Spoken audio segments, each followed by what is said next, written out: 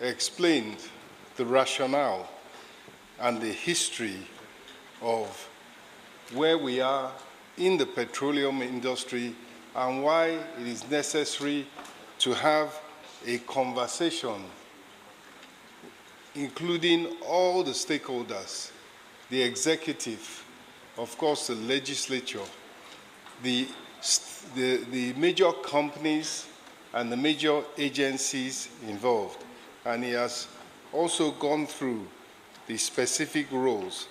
And since this is the first of many interactions and interventions, I will just briefly say that where we are in terms of the petroleum industry, in terms of crude oil production and sales, it's important to say that for the 2024 budget, we had estimated and projected 1.78 million barrels per day.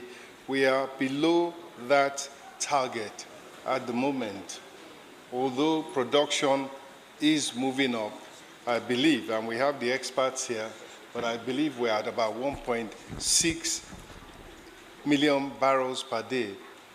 And we have a commitment that we'll be able to reach 2 million barrels per day, and that is critical.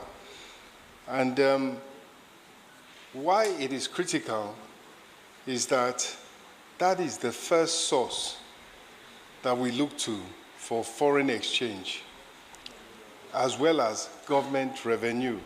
And at a time where President Bola Ahmed Tinubu's policies are geared at stabilizing the economy, a critical aspect of that is the inflow of foreign exchange to stabilize the exchange rate, enable the exchange rate even to appreciate, thereby helping to reduce inflation, and that will now lead to the central bank and the monetary authorities being in a position to lower interest rates and therefore encourage investment to get the economy going.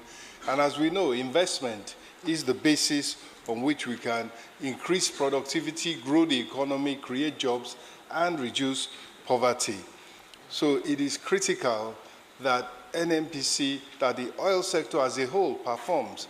And that's why the fiscal environment has been improved. There have been, we all know the oil is there.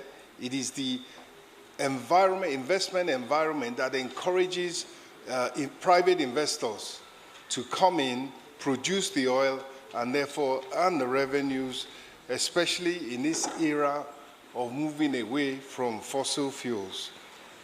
NNPC has even declared a war on oil production. We know of the issues of insecurity, issues of damage that have limited and made us come below the budget. Well, there is a commitment to dealing with these issues. And the focus also remains in the oil and gas industry in improving incentives. Already, Mr. President has signed some executive orders which have meant that oil and gas investments, particularly in the gas sector, have started to flow back.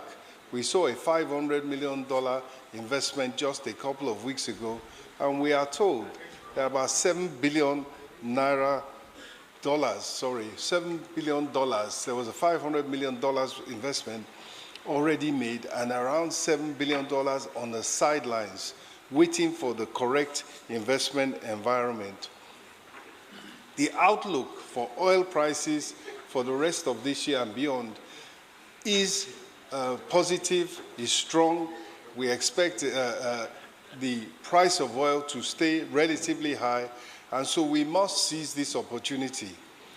Amongst other things, we must seize this opportunity to maximize the whole oil and gas sector value chain.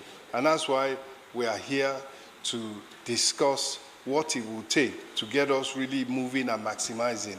And so I welcome this all-important conversation, and I look forward to playing my own part in helping to achieve greater efficiency, greater investment, and greater success in our all-important oil and gas sector, particularly as we are discussing today, the petroleum industry. Thank you.